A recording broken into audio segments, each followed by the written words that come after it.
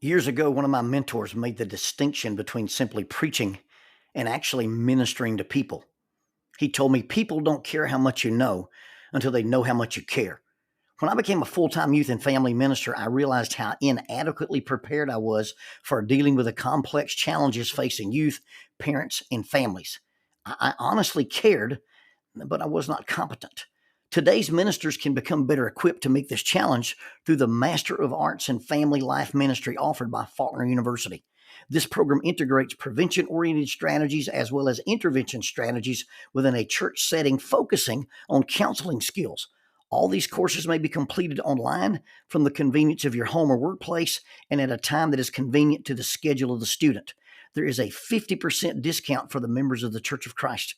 Now, although this program is not designed to fulfill any requirements toward becoming a licensed counselor, it is designed to thoroughly equip the minister by providing courses including but not limited to the skills required for counseling couples, families in crisis, as well as dealing with family dynamics, human intimacy, sexuality, parent and character education, as well as church assessments. If you're interested in more information, contact faulkner.edu/KGST. That is faulkner.edu/KGST.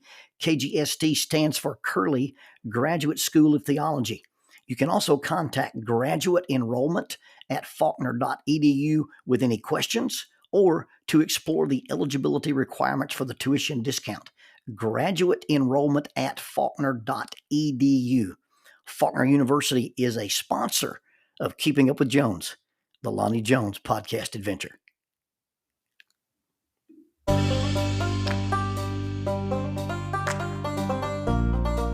TKM Incorporated in Moss, Tennessee is a construction company that specializes in erosion control, seeding, and soil, hydroseeding, hydromulch, minor excavation, and silt fence. They also provide traffic control and construction signs. Their business is keeping people safe, but their passion, their mission, is they wish that all men could be saved. TKM has adopted the nickname the King's Men because as they serve you, they also serve the King. If they could provide any of their services for you, please contact them at 931-243-3958. That is 931-243-3958. Or you can contact them on the net at tkminc2001 at twlakes.net. That is tkminc2001 at twlakes.net. TKM Incorporated is a sponsor of Keeping Up with Jones, the Lonnie Jones podcast adventure. Before I was ever involved in a drama troupe, before I had heard anything about using skits to teach, before I was ever involved in any kind of theatrical stuff as part of my youth ministry career, there was a thing called chapel announcements. Chapel announcements were basically you have some special interest group on campus and they have an event and they want it advertised. And if you could do something really creative, then you'd get a lot of action for this event that you were going to do, whether it was a fundraiser race or whether it was making the campus aware of something. It was basically the three-dimensional non-internet version of Facebook. You get to do a few seconds in chapel and then the campus is abuzz about it, equivalent to getting your likes and your shares. And then all of a sudden you have this successful event. Lots of really strange things happened in chapel during chapel announcement time. I'm very proud to say that I was a part of some of those. I remember dressing as the Middle Eastern terrorist, the Jackal, and advertising for Mothers Against Drunk Driving and talking about a different kind of terrorism. I remember advertising for the American Red Cross blood drive and dressing like Mr. T, although with my mohawk and my rings and necklaces, I was Mr. B. And we simply made the announcement about the blood drive for the American Red Cross. It was, I'm Mr. B, and I'm bad. I live alone. I train alone. I eat alone. I'm lonely. You will go to the blood drive. You will go to the blood mobile. You will give your blood. You will drink your Coke. You will eat your cookie. Any questions? And then we had a guy named Jerry Germany planted in the audience who raised his hand, to which he was promptly told by Mr. B, "Shut up, fool. You can't ask questions in chapel." And then there's the unfortunate incident involving the rappelling rope and the Spider-Man costume in chapel. On this particular day, I was not involved in the announcement. I was a victim of the announcement. Will Ed Warren, a gentle spirited gentleman who taught a class called Work of the Preacher. This was a super practical class. On Mondays and Wednesdays and Fridays, we talked about practical stuff. It was simply how to do a funeral, how to conduct a wedding, how to plan for different things just around the church building, how to do bulletin boards, how to do a bulletin article. On Tuesdays and Thursdays, we had a research portion. So in Work of the Preacher, it was a 5-day-a-week class, and Mondays, Wednesdays, and Fridays were the practical side. Tuesdays and Thursdays, we learned to do some research. I think his brother Tom Eddins taught that class. But Will Ed gets up in chapel and says, "Everybody in my Work of the Preacher class, meet at the swimming pool today and wear your swim trunks." What are you going to do at the swimming pool with a bunch of preaching students? I wasn't sure what we were going to do. When I was a cartoonist there on campus, I did a series of cartoons about a kid who was a prophecy major. Now, there was no such thing as a prophecy major.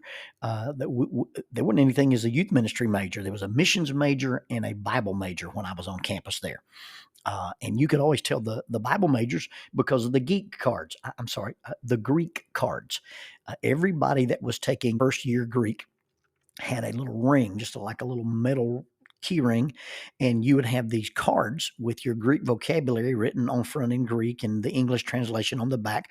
And anytime you saw a guy with a ring on his belt with these little cards, you knew immediately that was a preaching student.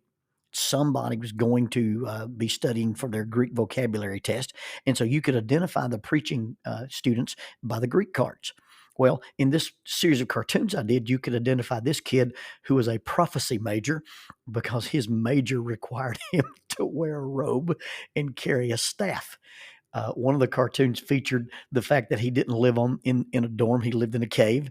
He didn't have a cafeteria meal plan. He was fed by ravens. When he went to the ball games, he had to stand on the top bleacher and hold his arms in the air. And when his arms were up in the air, the team would win. If he put his arms down, they were losing. All of part of the woes of being a prophecy major on campus. And the last cartoon featured him getting kicked out of campus. He was dressed like a civilian. He was carrying his suitcase. And somebody asked him what happened. He said, "Well, I've been kicked out of the prophecy program." And they said, "Why?" He said, "Well, I was trying to get a drink of water and the water fountain malfunctioned. And instead of speaking to it, I struck it and they kicked me out of the program." But we weren't prophecy majors. I can imagine what you're going to do with a bunch of Bible majors at the swimming pool. We're going to practice, water walking 101. We're going to practice parting the waters of the pool and going across the bottom on dry land. Well, it turns out when we all got to the pool, it was baptism 101. There were guys in the class, in a class entitled Work of the Preacher, who had never performed a baptism. Now, I'd been a youth minister for almost 2 full years prior to coming to college, and I had dunked dozens of people under the water, both willing and non-willing. And just to clarify some terms, baptism, the word baptize, is a word in the Bible that has been transliterated, been transliterated. You take the Greek word and you simply give it English letters. And so when you say baptize, you're basically speaking Southern Greek or Southern Koine Greek, and it really means to dunk or to immerse. And so I had dunked lots of people in the creek. I had dunked lots of people wrestling in a pool, and I'd actually performed some actual baptisms. And I'd witnessed baptism all my life. I was an accomplished Baptist. Now, not in the sense of Southern or primitive Baptist, but I was a Baptist in the same way that John Wayne's character, J.B. Brooks, was called the shootist in that movie. A shootist, by modern terms, is called a shooter. And John the Baptist was John the Baptizer. He was a person who baptized. You see, John the Baptist was his occupation or his activity, not his religious denomination. And so, in the same way that John was a baptizer, I was also an accomplished baptizer. And so I thought, well, what do I, here I'm standing on the edge of the pool, and Will Ed is saying, I'm going to teach you guys how to baptize. And I've baptized lots of people, like I said, willing and non-willing, because baptizing is just immersing people and dunking people. And then there's a religious significance to it when the person is cooperating and has faith. But it turns out that even a veteran baptizer had some things to learn. Because we begin to talk about, I guess you'd call it baptismal theory. What happens if you get into the baptismal pool, a creek, a river, and you got a person who's extremely taller than you, which is an experience that is not uncommon for me? Or what if there's somebody really, really smaller than you? What about a person who is heavier than you? What about a person who is not ambulatory? What if there's a person who has fear of water? What if there's a person who has a fear of falling backwards? I saw this interesting little thing the other day, and I don't know if it was a physical therapist or a neuroscientist, but he would take kids and have them stand up, and he would grab them under the chin and tilt their head backwards and then lean them backwards. And if they had a startle reflex, like a baby does by throwing their arms forward, he was diagnosing them with anxiety disorders. Because he said at a certain age, when your head tilts up and you start to go back, you get to a developmental stage that instead of your arms flying away from you and out, they immediately instinctively go backwards to catch yourself.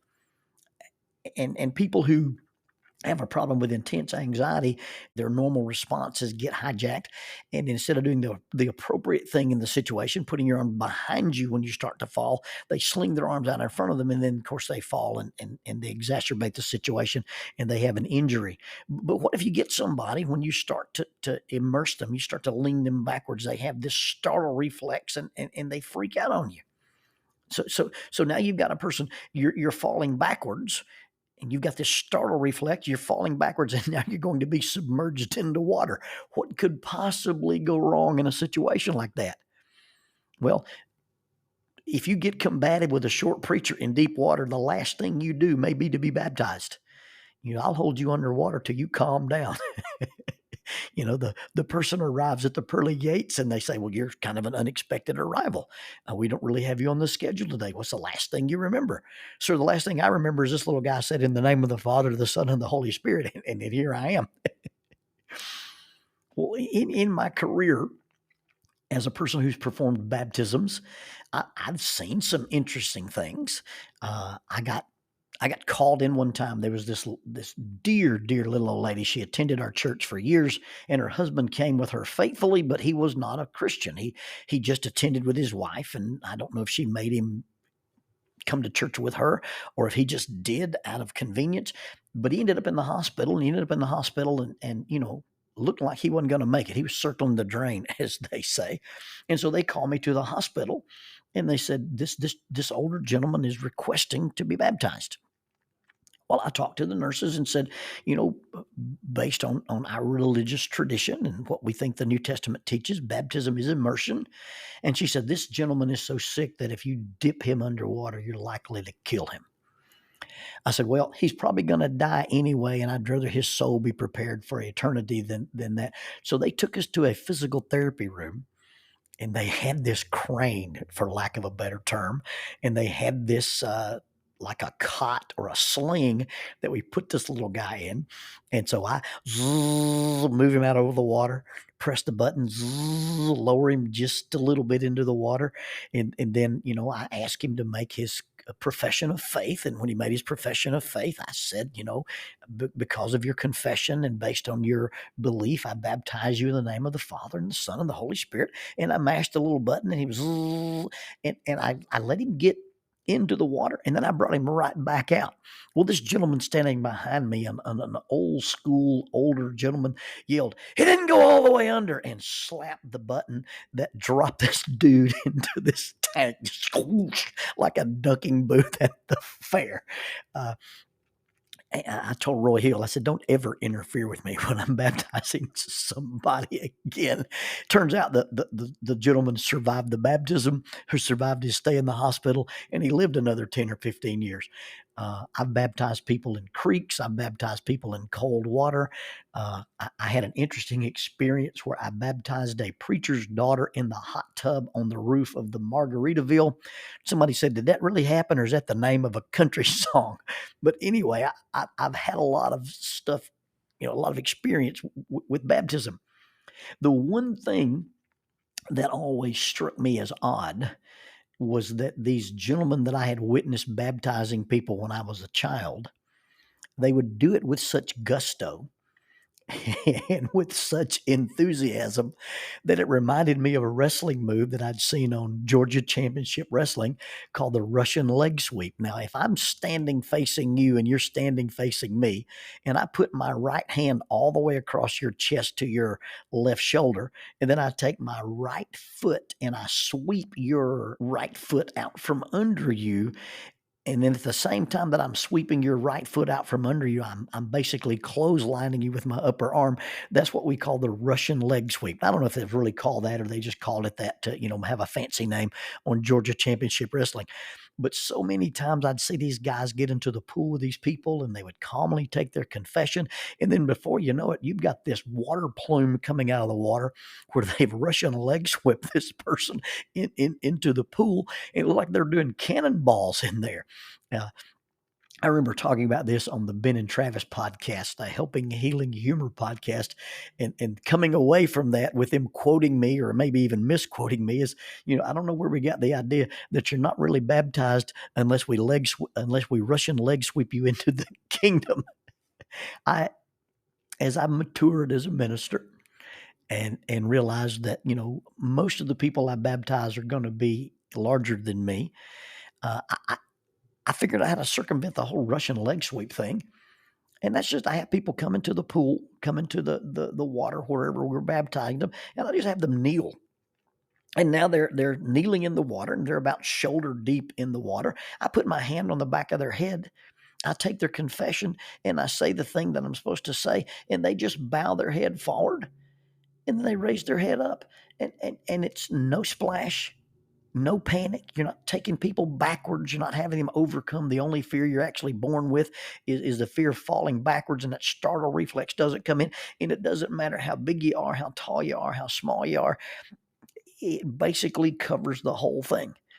I can just have you kneel, dip your head forward, and take care of the difficulties. The only time I found that didn't work is a lady wanted to be baptized and she was confined to a wheelchair.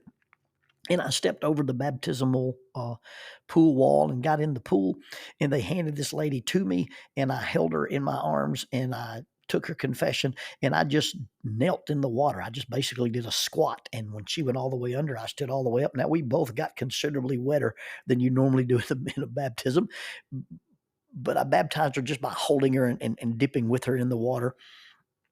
But this new technique, this kneeling thing, eliminated the Russian leg sweep and all that other stuff. It just eliminated all the difficulties. Of course, now we're in the pool at Harding. Of course, now we're in the pool with all these Bible majors, and the situation quickly degrades. We pretty much go over the 2 or 3 things you can do. If you've got a real heavy person, you can put them in a chair and tilt them backwards. And if you've got somebody, who's really, really tall, you can ask them to kneel. Well, once we covered the basic stuff, we started being a little more inventive.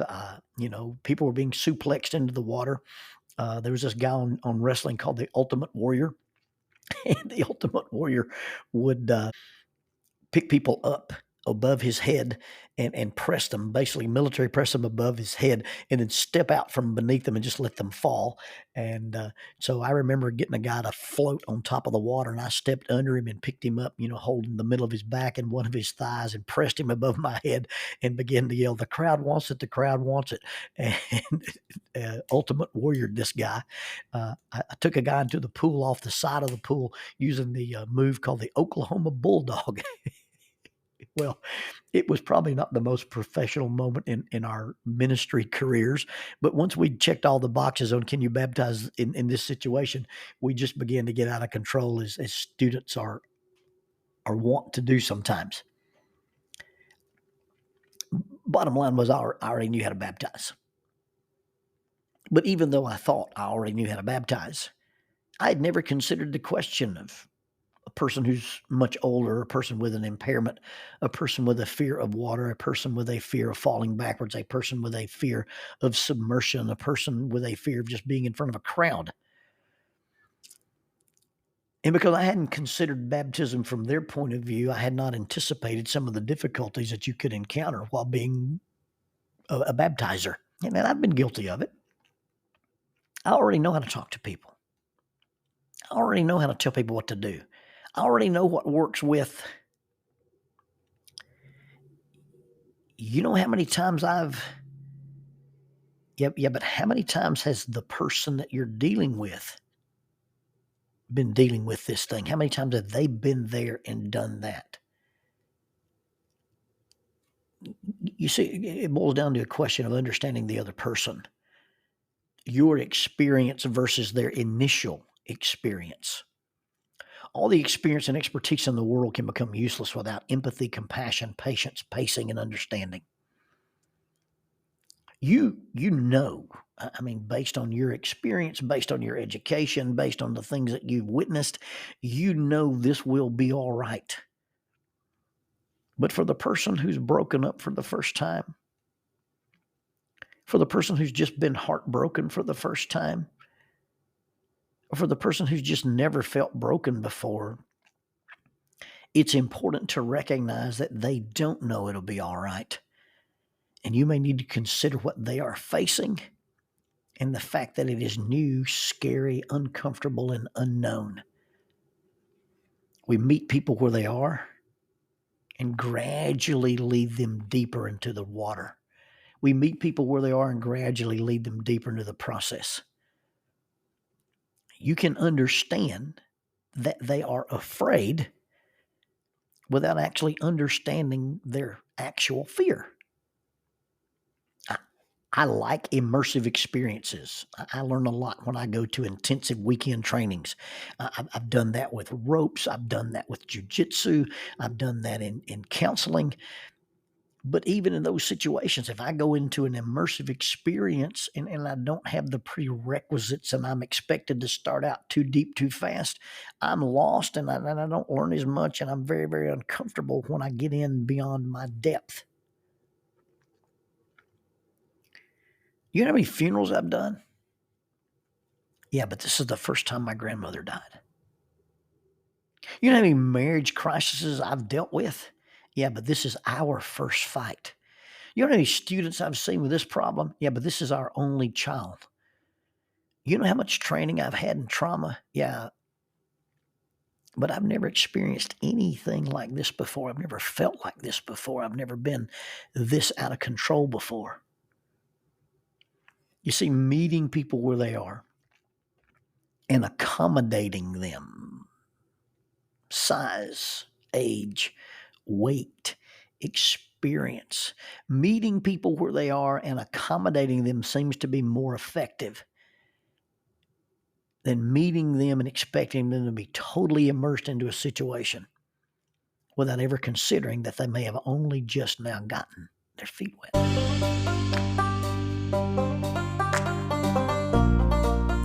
Using the tool of shortwave radio, World Christian Broadcasting literally covers the world every day with the gospel. They use 2 large curtain antennas. One is located in Anchor Point, Alaska, and the other in Madagascar. They send out messages that are recorded at their international home in Franklin, Tennessee. They make available 40 hours of broadcast every day. The broadcasts are made in English, Chinese, Russian, Spanish, Portuguese, Korean, English for Africa, and Arabic. They would love for your group to visit them. You can bring your ladies group, your youth group, or your men's group. Just give them a call at 615-371-8707, 615-371-8707, or you can go to 3Ws and a dot, worldchristian.org, find the Donate Here button, and make a financial contribution to support this work that literally covers the world every day with the gospel. World Christian Broadcasting, in cooperation with Keeping Up with Jones, the Lonnie Jones podcast adventure.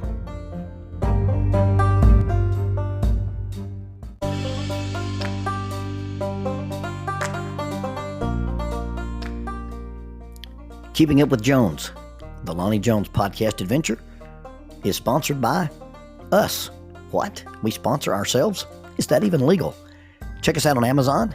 You can have access to the titles of Pedagogue, the youth ministry book by Lonnie Jones; Cognitive Spiritual Development, a Christ-centered approach to spiritual self-esteem; Grappling with Life, Controlling Your Inside Space, a small essay using the principles of Brazilian Jiu-Jitsu to talk about psychological and emotional self-defense; If I Were a Mouse, a children's book written and illustrated by Lonnie Jones; and then The Selfish Reel, a very short story about a decision. Also, you can check out our YouTube channel to see archived lessons and presentations from across the country, some videos with rope tricks and knots. Don't forget to visit the Facebook page, 550 Guys, to learn about the little rope men that we make and that we invented and that we make. And then be sure to click like, subscribe, and share. This is Keeping Up with Jones, the Lonnie Jones podcast adventure.